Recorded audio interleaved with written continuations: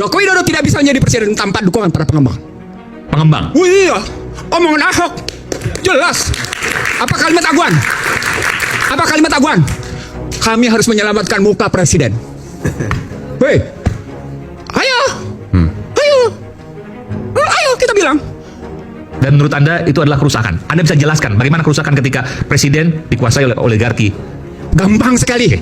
Kalimat intelektualnya adalah financialization. Yang kaya makin kaya, yang miskin makin miskin. Gampang. Mau bukti? Mau bukti? Mari kita bukti sekarang.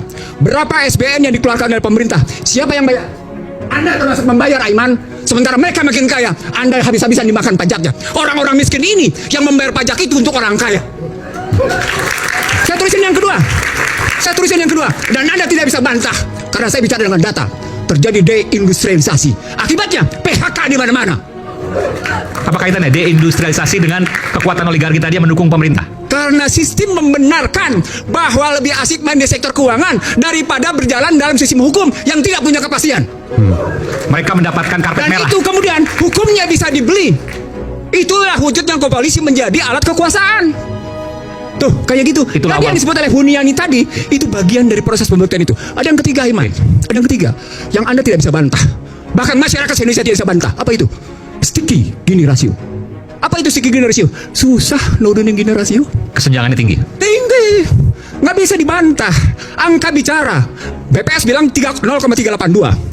Teman-teman Bogor 0,42, 0,44. Makanya gaduh terus. Sebentar, Anda dengan bicara seperti ini seolah Anda mengatakan ini dilakukan yang paling parah oleh Pak Jokowi dong. Karena Jokowi, Nah, jawab dulu pertanyaan saya, betul nggak? enggak. Oke, Jokowi melanjutkan kebijakan SBY oligarki juga. dan kemudian memperdalam. Nah, di situ saya lihat kecerdasan Joko Widodo memperdalam kerusakan itu. Memperdalam kerusakan. Iya. Cerdas dong. Dia perdalam kok. Dan dia sudah disediakan oleh undang-undangnya sebelumnya. Saya bukan sama Anda. No. Ini riwayat ekonomi politik hukum. Tidak sembarang lihatnya. 2507. Mungkin bisa Bung Ihsan, mungkin bisa memperdalam itu dalam bentuk apa memperdalamnya? Memperdalam kerusakan. Kerusakan itu, karena ini kan juga ada tendensius untuk itu. Gitu. Ya, saya setuju. Saya akan buktikan sama Anda. Oke. Saya protes di Mahkamah Konstitusi Undang-Undang 2507 karena menempatkan azas non-diskriminasi, karena memberikan hak atas tanah 90 tahun, karena menyamakan posisi repatriasi, bebas menarik keuntungan kapan saja, karena itu dihapus istilah PMDN. Oke, dampak dari sana,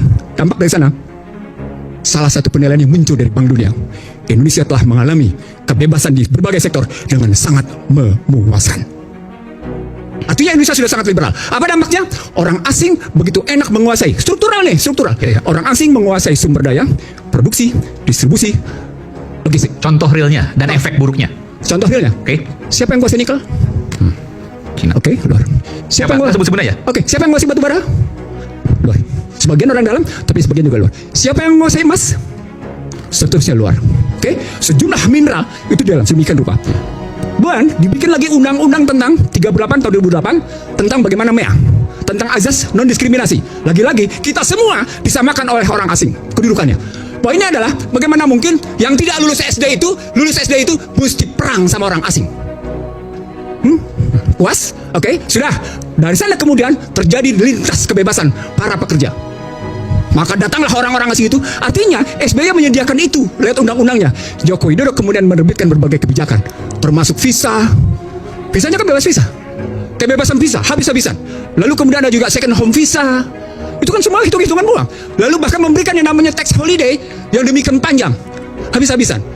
Panjang di situ. Maka datang semua habis-habisan di situ. Kemudian muncul kekuatan dengan menyebut bahwa kita butuh investasi asing dan karenanya kita mesti tetap berjalan. Dalam konstruksi ekonomi politik, ketika ada presiden dan timnya ngebangun seperti itu, maka dampaknya adalah negeri ini menyediakan diri untuk diinvasi. Negeri ini menyediakan diri untuk diintervensi. Negeri ini menyediakan diri untuk diinfiltrasi.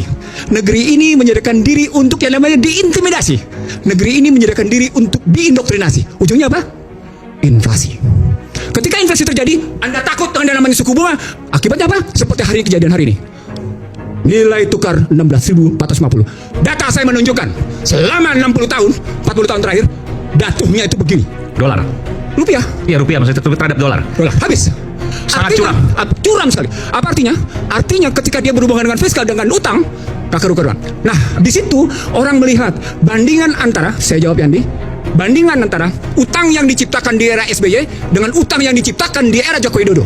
Dari situ orang kemudian melihat berapa sesungguhnya manfaat yang muncul atas 5 indikator. 1. Tingkat kemiskinan. 2.